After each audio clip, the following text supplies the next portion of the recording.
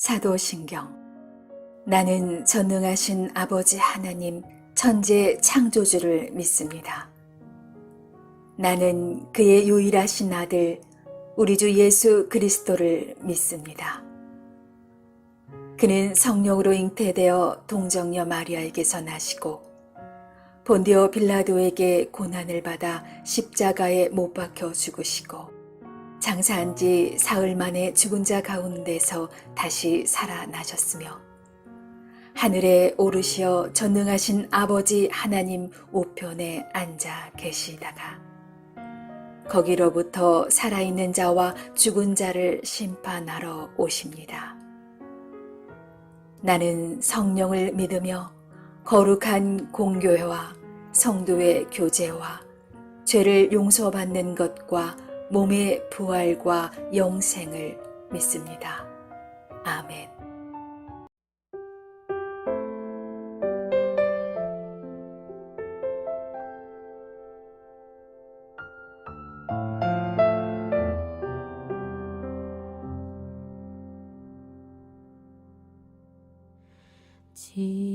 지금까지 지내온 것 주의 크신 은혜라 한이 없는 주의 사랑 어찌 이루 말하랴 자나깨 난 주의 손이 항상 살펴주시고 모든 일을 주 안에서 형통하게 하시네.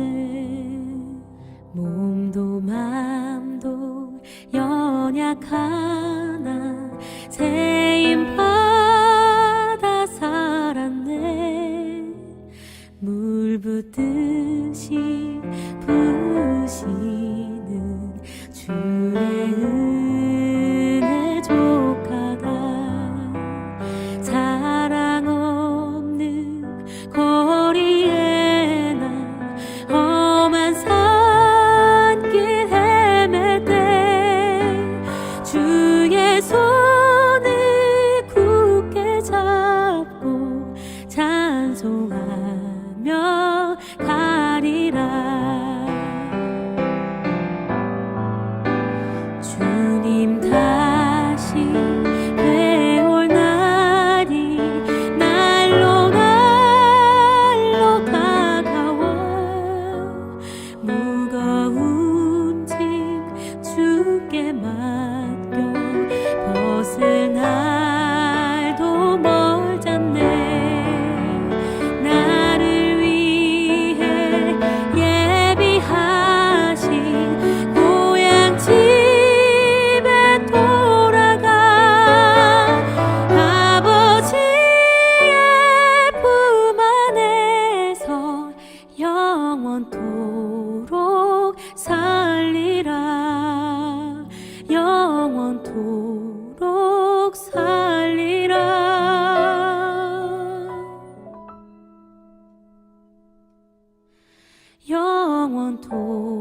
영원토록 살리라.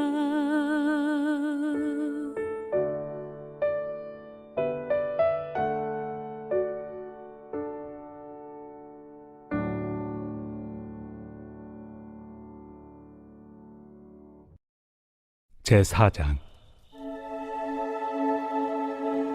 그러므로 나의 사랑하고 사모하는 형제들, 나의 기쁨이요 면류관인 사랑하는 자들아, 이와 같이 주 안에 서라.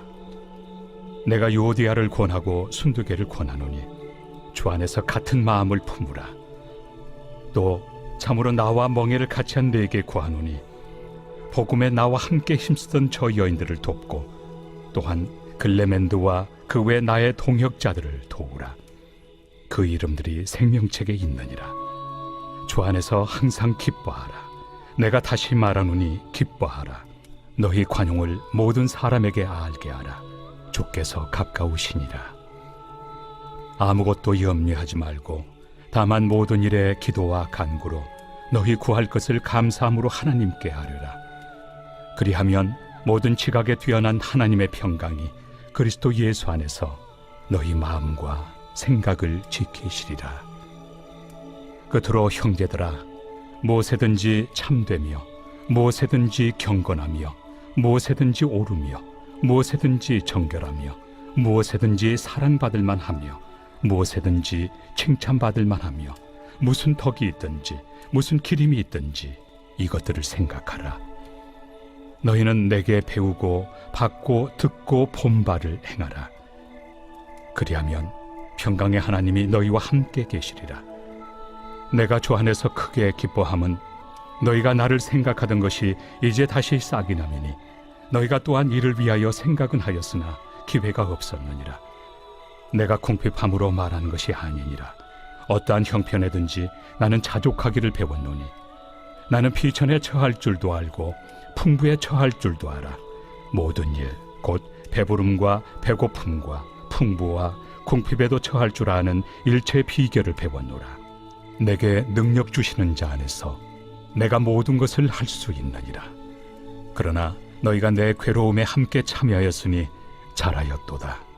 빌립보 사람들아, 너희도 알거니와 복음의 시초에 내가 마게도냐를 떠날 때 주고받는 내일에 참여한 교회가 너희 외에 아무도 없었느니라.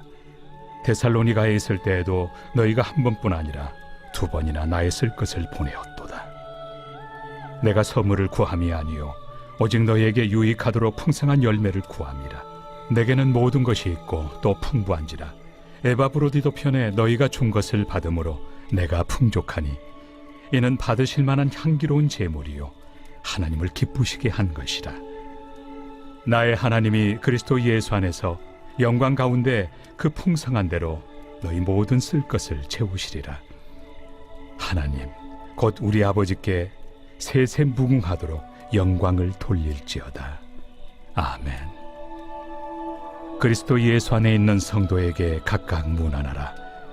나와 함께 있는 형제들이 너희에게 문안하고 모든 성도들이 너희에게 문안하되 특히 가이사의 집 사람들 중 몇이니라. 주 예수 그리스도의 은혜가 너희 심령에 있을지어다.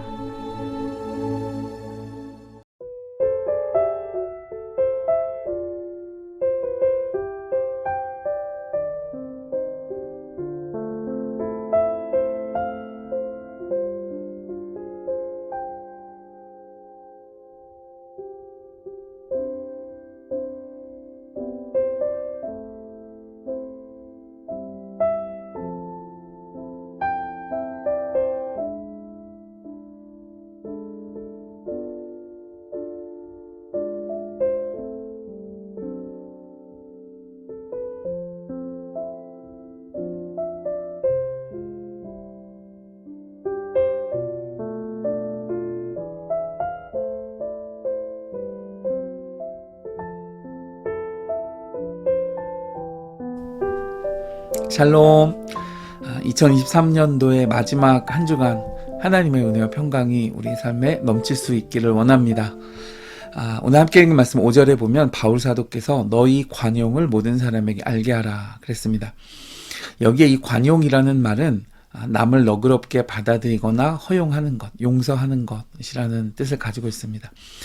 우리가 이런 말씀을 들을 때에 지구상에 있는 모든 인류를 그 대상으로 하지는 않을 것입니다. 그저 내 생활 반경에서 만나게 되는 수십 명 혹은 몇 명 정도의 사람을 떠올릴 수 있습니다. 내가 그들에게 어느 정도의 관용을 보일 수 있을지 한번 가늠해 보는 정도일 것입니다. 근데 우리가 이제 살면서 도저히 관용을 실천하기 힘든 어떤 한 사람을 만나게 될 수도 있습니다. 정말 왼수 같은 사람 있으시죠? 도저히 내가 저 사람이랑은 함께 할 수 없다. 이런 사람이 우리 주위에 혹 있을 수도 있습니다. 그러나 오늘 이 바울 사도의 권면은 바로 그 사람에게 너그러이 대하는 것이 그리스도를 본받는 길이다라고 말씀하고 있습니다. 그러나 사실은 우리가 이런 관용을 온전히 실천하는 것은 결코 쉽지 않습니다. 말씀은 맞는 말씀인데 도저히 이해가 안 되는 행동과 말을 하는 사람, 정말 어떻게 내 삶의 반경에 이런 사람이 있을 수 있는가? 이것은 혹시 저주가 아닐까? 이렇게까지 생각되는 사람이 있을 수도 있습니다. 그래서 오늘 말씀에서 관용을 실천하기 위해서는 희생과 인내가 필요하다라고 말합니다.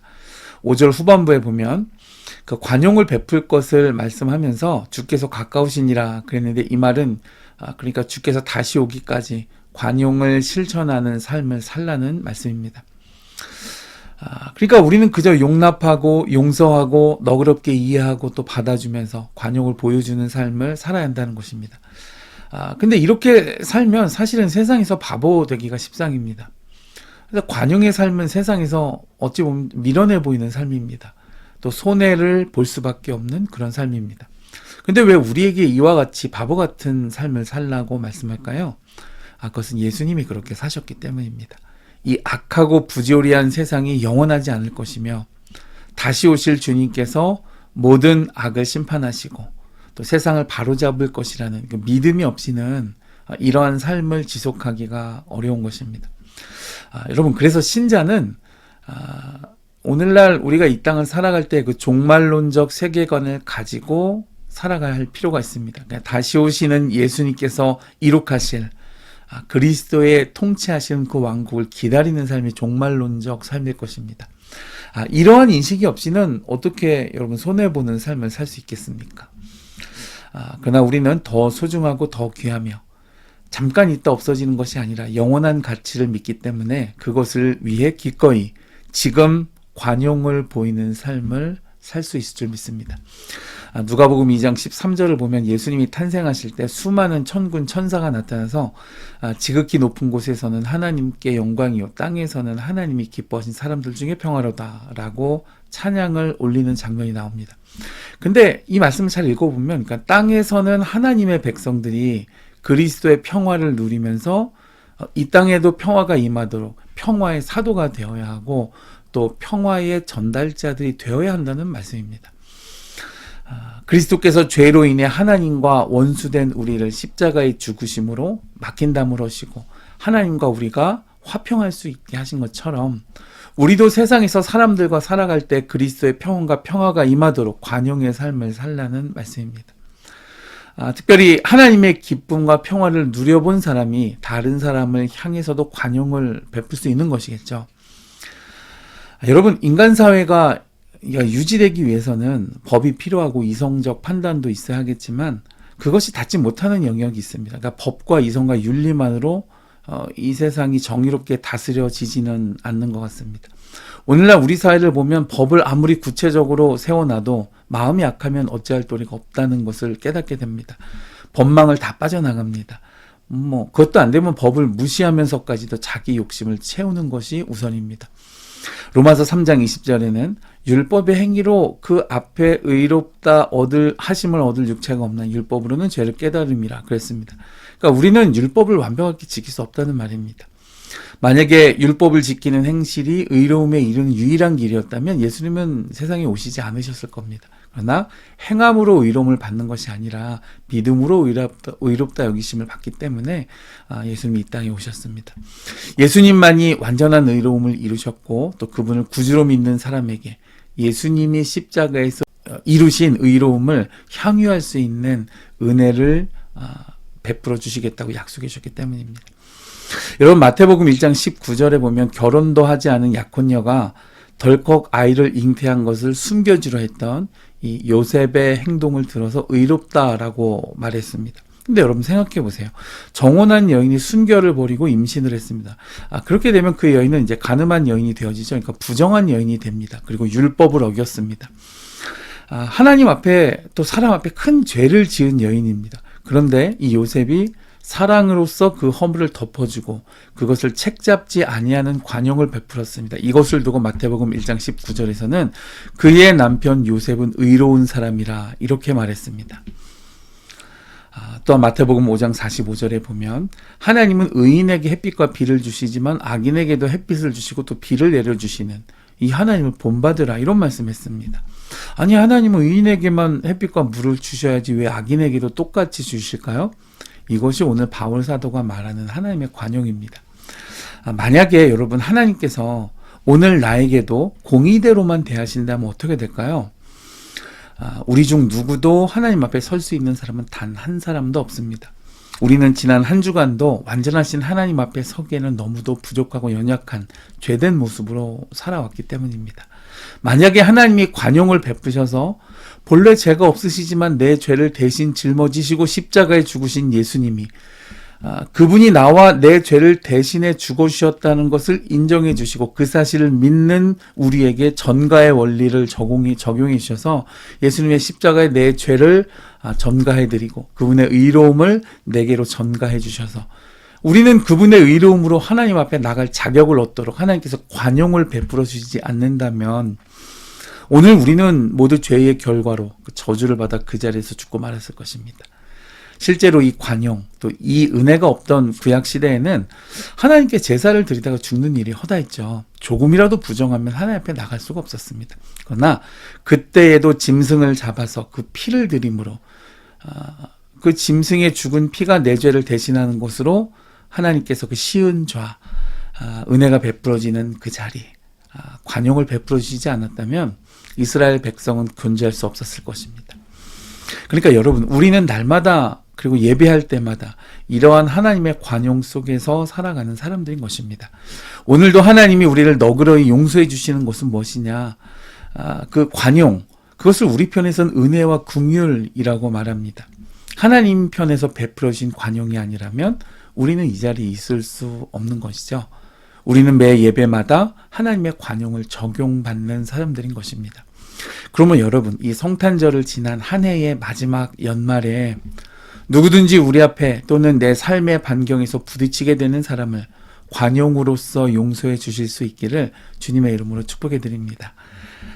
하나님이 우리에게 너그러이 용서해 주심 같이 그것을 경험한 나는 내가 만나는 사람에게 너그러이 대해 주실 수 있기를 주님의 이름으로 축복해 드립니다. 그것이 너희 관용을 모든 사람에게 알게 하라. 주께서 가까우시니라 라는 말씀의 의미가 아닐까 생각되어집니다. 그리고 내 죄를 대신 지시기 위해 구주로 오신 이 성탄의 의미일 것입니다. 새롭게 시작하는 한 주 하나님의 은혜와 평강이 여러분의 삶에 넘칠 수 있기를 주님의 이름으로 축복해 드립니다. 지금까지 지내온 것 주의 크신 은혜라 한이 없는 주의 사랑 어찌 이루 말하랴